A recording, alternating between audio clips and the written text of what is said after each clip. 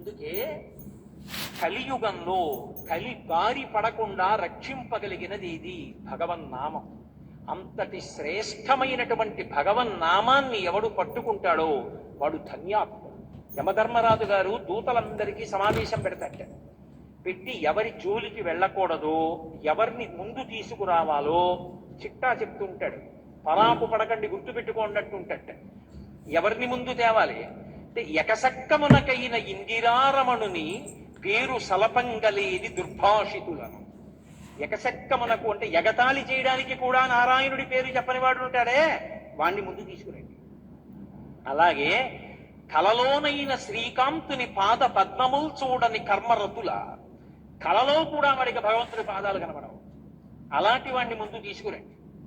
అలాగే కేవల కథాప్రశంసకునైన కృష్ణ కథాప్రశంసకు చెవి యొగ్గలేని దుష్కథా ప్రవణుల.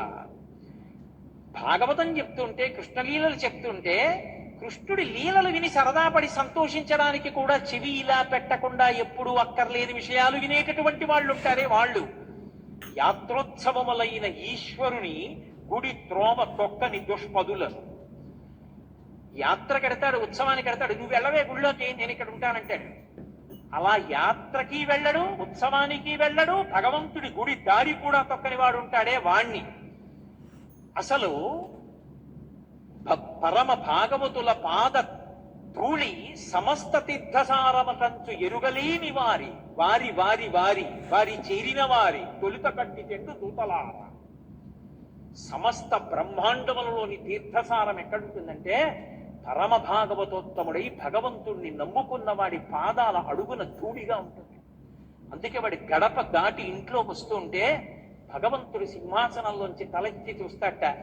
ఎన్నాళ్ళకి రావాడిని తీసుకొచ్చావు ఇంటికి, వాడు గుక్కెడు నీళ్లు తాగాడు రా మన ఇంట్లో, ధన్యుడి అంటాడు. అందుకే ఊరక రారు మహాత్ములు వా రథముల ఇండ్ల కడకు వచ్చుటలెల్లను కారణము మంగళములకు, నీరొచ్చుట శుభము మాకు నిజము మహాత్మ అంటాడు గర్గుడు.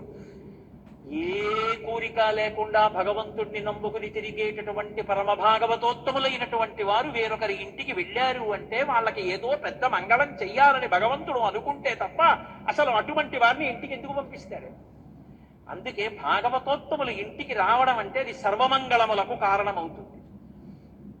కాబట్టి అటువంటి మహాభక్తుల యొక్క పాద ధూళియందు సమస్త తీర్థ సారం ఉంటుందని తెలుసుకోలేనటువంటి వాడెవరున్నాడో వాడి తోడి వారి అలా ఆయన చుట్టూ ఉన్నవాళ్ళు, వాళ్ళ చుట్టూ ఉన్న వాళ్ళతో ఉన్నవాళ్ళు ఎవరున్నారో క్షణం అక్కండి. తొలుత కట్టి చెండు దూతలారా, తొందరగా తీసుకొచ్చేయండి. కమలనయను మీది భక్తియోగమెల్ల ముక్తియోగమనతంచు మొదలరింగు.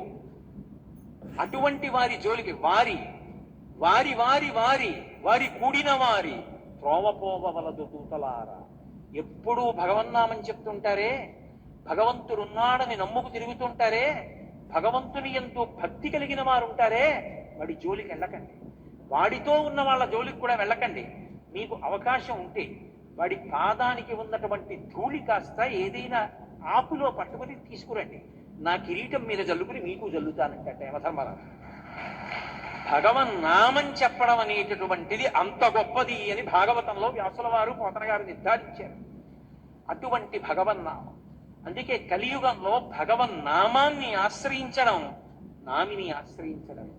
అయితే ఆ భగవన్నామం నిరంతరం నోటి వెంట రావడానికి కూడా అదృష్టమైనా ఉండాలి, సాధనైనా ఉండాలి. కొంతమంది మహాత్ములు ఉన్నారు, అసలు వాళ్ళు మాట్లాడుతుంటే మనకు అనుమానం వస్తుంది, వీళ్ళు నిద్రపోతున్నప్పుడు భగవన్నామం ఆగుతుందా?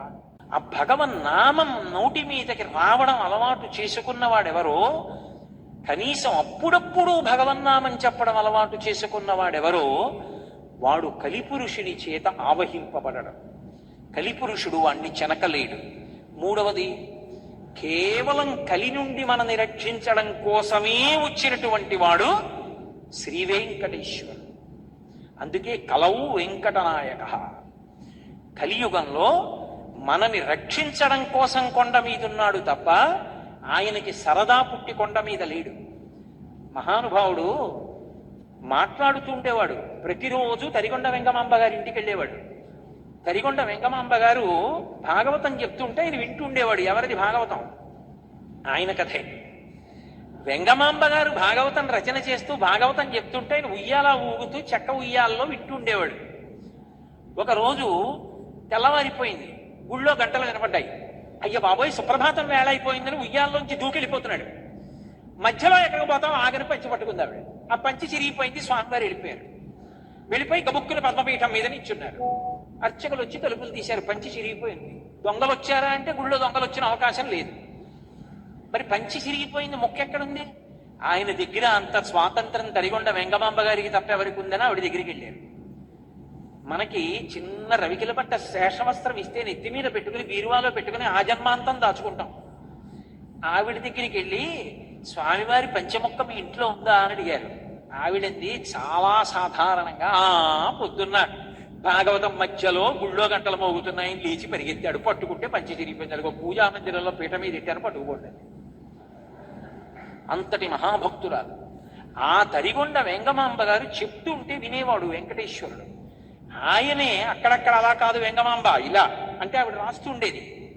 ఇప్పటికీ తరిగొండ వెంగమాంబ గారు రాసినటువంటి వెంకటాచల మహాత్యం అన్న గ్రంథానికి ఎంత ప్రశస్తి ఉందంటే, అది తెచ్చి ఇంట్లో పెట్టి పువ్వులేసి నమస్కారం చేస్తే చాలు పెళ్ళవని ఆడపిల్లలకు పెళ్ళిళ్ళు అవుతాయి. ప్రాతపదులు రాసేవారు వేల వేల ప్రతులు. అంత శక్తివంతం వెంకటాచల మహాత్యం. అందులో ఆవిడికి వెంకటేశ్వరుడు సాక్షాత్కరించి చెప్పినటువంటి విషయాలు. వెంకటేశ్వర కళ్యాణం అయిపోయింది, పద్మావతి కళ్యాణం అయిపోయిన తరువాత ఒక రోజున లక్ష్మీదేవి వచ్చింది ఏకాంత మందిరంలోకి. శయ్య మీద కూర్చుంది. కూర్చునంది, ఏమండి పద్మావతి పరిణయానికి కుబేరుడి దగ్గర అప్పు చెయ్యాలా? నేను లేను లక్ష్మిని, నన్ను అడిగితే నేను ఇవ్వను, నన్ను దూరం చేసి కుబేరుడి దగ్గర అప్పు ఎందుకు పుచ్చుకున్నారంటే, అంటే ఆయన అన్నాడు, అంత మాట అనకు లక్ష్మి, నేను కావాలని నిన్ను దూరం పెట్టి కుబేరుడి దగ్గర అప్పు పుచ్చుకోలేదు. ఆ అప్పు పుచ్చుకోవడానికి ఒక కారణం ఉందండి. ఆవిడంది పోన్లేండి, పుచ్చుకుంటే పుచ్చుకున్నారు, ద్రవ్యమే కదా కావాలి, ఎంత పుచ్చుకున్నారో చెప్పండి ఇచ్చేద్దాం. మళ్ళీ ఇద్దరం కలిసి శ్రీవైకుంఠానికి వెళ్ళిపోదాం. శ్రీవైకుంఠ విరక్తాయ స్వామి పుష్కరిణీతటే రమయా రమమాణాయ వెంకటేశాయ మంగళం అని కదా మనం మంగళాశాసనాల్లో చదువుతారు. ఆయన అన్నాడు, కాదు, అసలు విషయం నేను ఎందుకున్నానో తెలుసా? ఈ కొండ మీద నకృతం దైవ సంఘైశ్చ నకృతం విశ్వకర్మణ స్వేచ్ఛయా క్రీడతే తత్ర ఇచ్ఛారూపం విరాజిత. వ్యాస భగవానుడు చెప్పాడు, దేవతలు చెక్కలేదు, విశ్వకర్మ చెక్కలేదు, ఎవరూ ప్రతిష్ఠించలేదు, స్వామి తనంత తానుగా పద్మపీఠం మీద నిచ్చున్నాడు. అలా అది శిలామూర్తి కాదు, సాక్షాత్ భగవానుడు. అందుకే విద్యుద్ఘాతమని పిలిచింది శాస్త్రం. ఇలా చూస్తే చాలు లాగేస్తాడు మనసుని. మీరు ఏ అలంకారం చేయండి నప్పుతుంది. అందుకే అటువంటి మూర్తి. ఆయన అన్నాడు లక్ష్మీదేవితో, ఇక్కడే నేను ఉండాలి లక్ష్మి, నేను రాను. ఎందుకు రానో తెలుసా? వైకుంఠానికి ఒక కారణం ఉంది. కలియుగంబున ప్రజలు పాపకర్మంబులాచరించి తత్పాపకర్మ ప్రభావంబున రోగాది దుఃఖములు కలుగగా తాళలేక మొరలు పెట్టి నన్ను పిలువ వారిని ప్రోవకుండగా విడుచుట నాకు పాడి కాదు. కావున వారి ధనము దుష్కర్మములపైకి ఆవాహనంబు చేసి వారి ఆపదలు తీర్చి ఈ కొండపైకి రప్పించి నిస్పృహుండనగుచు అజ్ఞులైన జనులకి ధనము నిప్పింతు నచలమతిని. వచ్చే ఇది కలియుగం లక్ష్మి. కలియుగంలో కలిపురుషుడి యొక్క ప్రభావం చేత విశేషమైనటువంటి పాపకర్మలు ఆచరిస్తారు. ఇది మహాపాపం, ఇది చేయకూడదని తెలుసు, ఇది చేస్తే పాపం వస్తుందని తెలుసు, దాని చేత భగవంతుడి యొక్క కృపకి దూరం అవుతామని తెలుసు, తెలిసి కూడా చేస్తారు. ఆ చేసిన కారణం చేత ఏమవుతుందో తెలుసా? పాపము రోగరూపాన్ని పొందుతుంది. రోగరూపాన్ని పొందితే ఇంతమంది మధ్య ఉన్నవాడు ఈ డబ్బెందుకు పనికి వస్తుందంటే ఒక్కడు ఇంటెన్సివ్ కేర్ యూనిట్లో పడుకుంటాడు. ఒంటి నిండా గొట్టాలు ఎడతారు. ఆ పడుకున్నప్పుడు నీ జ్ఞాపకానికి వస్తాను, ఆపద ముక్కులవాడ అనాథరక్షక గోవిందా గోవిందా అంటాడు. అప్పుడు అంటే ఆపద తీమని దాని అర్థం. అప్పుడు అంటాడు, నీకు హుండీలోకి తెచ్చి అది వేస్తాను ఇది వేస్తానంటాడు. నేను తప్ప ఎవడు రక్షిస్తాడు వాణ్ణి? ఒక పక్క కలిపురుషుడి ప్రభావం, చెయ్యొద్దు అని తెలిసినా పాపకర్మలు చేస్తాడు. అప్పుడు నేను కూడా రక్షించడానికి ఇక్కడ లేకపోతే ఎవరికి చెప్పుకుంటాడు? నేనేం చేస్తానో తెలుసా? వాడు పాపం చేసి సంపాదించిన ధనాన్ని వాడి యొక్క పాపానికి సమానంగా ముడుపు కట్టిస్తాను, కొండ మీదకి రప్పిస్తాను, వాడే పట్టుకొస్తాడు ఆ డబ్బు, హుండీలో వేస్తాడు. తత్పాపరూపమైనట్టి ధనము, ఆ పాపరూపమైన ధనం పట్ల నిస్పృహుండనవచ్చు. నిజానికి నేను సంతోషించను లక్ష్మి. హుండీలో 3,70,00,000 వచ్చిందంటే మురిసిపోను. అయ్యో ఇంత రప్పించవలసి వచ్చిందంటే ఎన్ని పాపాలు చేస్తే వచ్చిందో అని బాధపడతా. కాబట్టి నిస్పృహుండనవచ్చు. నిస్పృహతో అజ్ఞజనులకు ఇప్పింతు నచలమతిని. నేనేమీ బాధపడకుండా అన్నవాడిని మాత్రం రక్షిస్తూ ఉంటాను లక్ష్మి. మనసు మార్చుకుంటాడేమోనని తలనీలాల రూపంలో పాపం పుచ్చుకుంటూ ఉంటాను. పుచ్చుకుని ఇప్పటికైనా మారి భక్తితో బతకరా అంటూ ఉంటాను. ఆ డబ్బు పేదవాళ్ళకి అన్నం తినడానికి రకరకాల కార్యక్రమాలకి పంపించేస్తూ ఉంటాను. కానీ లక్ష్మి, వడ్డీ కట్టాలి కదూ, నాకు జేబులో డబ్బులు ఉండాలి కదా. మరి కలియుగంలో ఎక్కడ డబ్బు పుచ్చుకుంటానో తెలుసా? నేను డబ్బు పుచ్చుకోవాలంటే ఒకడున్నాడు, వాడు పరమ ధర్మాత్ముడు, పరమభక్తి తత్పరుడు, నన్ను నమ్ముకుని ఉన్నవాడు. వాడు కోరికతో రాడు. తండ్రిని చూడకుండా ఉండలేక వచ్చినట్టు నన్ను చూడాలని వాడు వస్తాడు. నాతో వెంకటాచలంలో ఒకానొకప్పుడు ఒక వృద్ధ అర్చకుడు చెప్పాడు, ఒక్కొక్క రోజు వెంకటేశ్వర స్వామి వారి ముఖంలో గొప్ప సంతోషం కనపడుతుందండి మాకు. అలా కనపడింది అంటే మేము మరునాడు వస్తున్న వాళ్ళని చూస్తాం, ఎవరో ఒక పరమభక్తుడు వస్తాడు గుడికి అని చెప్పారు. అలాంటి వాడు ఒకడు వస్తాడు లక్ష్మి. వాడు హుండీలో డబ్బులు వేయడానికి ఇలా చేయి పెడతాడు. వాడేం పెద్ద పెద్ద కట్టలు వేయడు. వాడు ఒక పావలా కాసో 2 రూపాయలో వదులుతాడు. వాడు వేస్తున్న డబ్బు కోసమని నేను హుండీలో ఇలా చెయ్యి పెడతాను. అది మిగిలిన డబ్బులో పడదు, నా చేతిలో పడుతుంది. అది తీసి ధనదుకు వడ్డీకి ఇచ్చి కుబేరుడి వడ్డీ దాంతో కడతాను. కొంత నేను డబ్బు ఉంచుకుంటాను. నీకో చమత్కారం చెప్పనా? ఇంతమందికి ఇచ్చేవాణ్ణి పరమభక్తుల డబ్బులతో జీవనం గడుపుతూ ఉంటాను. వింతలేల చెయ్యుచుండెదను కొండ మీద. ఆశ్చర్యకరమైన పనులు ఇలాంటివి చేస్తూ ఉంటాను. కలియుగంలో కలిపురుషుడి బారిన పడిన వాళ్ళని రక్షించడానికే కొండ మీద ఉన్నాను లక్ష్మి. లేకపోతే ఎప్పుడో వైకుంఠానికి వచ్చేద్దను. కలియుగంలో పాపము పెరిగిపోయి కలి ప్రభావం ఎక్కువైపోతుంటే నేను కూడా లేకపోతే రక్షించేవాడెవరు? అందుకని ఉన్నాను. అందుకే గోవిందనామముల్ గొంతెత్తి పాడుచు కొండెక్కు భక్తుల గుంపులొకట, స్వామిని దర్శించి సంతోషమాగక పరవశులకు పుణ్య పురుషులొకట, స్వామి ప్రసాదంబు కన్నుల కద్దుకొని ఆస్వాదించి పరవశించు భక్తుల గుంపులొకట, తలతీసి ఇత్తుమా ఎలవేలు పంచును తల వెంట్రుకలు రిచ్చు ధన్యులొకట, ఏది అయ్యడ చూసిన స్వామి మాటే సకల హృదయాల ఉండెడి స్వామి ఒకడే, ఎవడి తలపులు చూసిన స్వామి ఒకడే, స్వామి నటించుచుండు ఈ శైలమందు కోసం తిరుగుతూ ఉంటాను. ఆ భక్తుడి కోసం తిరుగుతూ ఉంటాను. నిజంగా వాడు ఉన్నాడు కొండ మీద.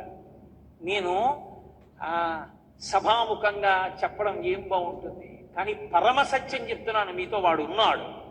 వాడు ఎదురు చూస్తూ ఉంటాడు. వాడు పలుకుతాడు. ఎక్కడి నుంచి మీరు పిలవండి వాడు పలుకుతాడు. మహానుభావుడు. అందుకే పద్మాసనస్థయౌ పద్మావతీదేవి నిజవక్షమందున నిలుపుకొనుచు తన చరణములే గతి అని దక్షిణకరము పాదములు చూప, తన పాదములు నమ్మిన వారలకు ఈ భవాంబోధి కటిదగ్నమగునటంచు వామహస్తంబు ఆ నడుమను నుంచుకొని భక్తవరులకు సంకేతించుచుండ, అలరు శేషాద్రి పర్వతము మీద అలరు ఆనంద నిలయమందు దివ్యమంగళ విగ్రహం దవ్యయుండు పరమ పావనుడు శ్రీ వెంకటేశ్వరుడు వెక్క. మహానుభావుడు లక్ష్మీదేవిని వక్షస్థలంలో పెట్టుకుని, నా పాదాలు నమ్ముకోండిరా, సంసారం మీకు నడుము వరకే వస్తుందని చెయ్యి ఇలా చూపిస్తుంటే, ఒక చెయ్యి నడుము వరకు పెట్టుకుని ఇలా సంకేతిస్తూ అలరు ఆనంద నిలయమందునను నిలచి పరమ పావన శేష పర్వతము మీద దివ్యమంగళ విగ్రహుండవ్యయుండు శ్రీ వెంకటేశ్వరుడు వెక్క. భక్తవరదుడు, భక్తులకి వరాలు ఇచ్చేటటువంటి ఆ వెంకటేశ్వరుడు కలి ప్రభావం నుంచి మనని తప్పించడం కోసమని వచ్చి అక్కడ నించున్నాడు. అందుకే కలిపురుషుడికి విరుగుడేమిటో తెలుసా?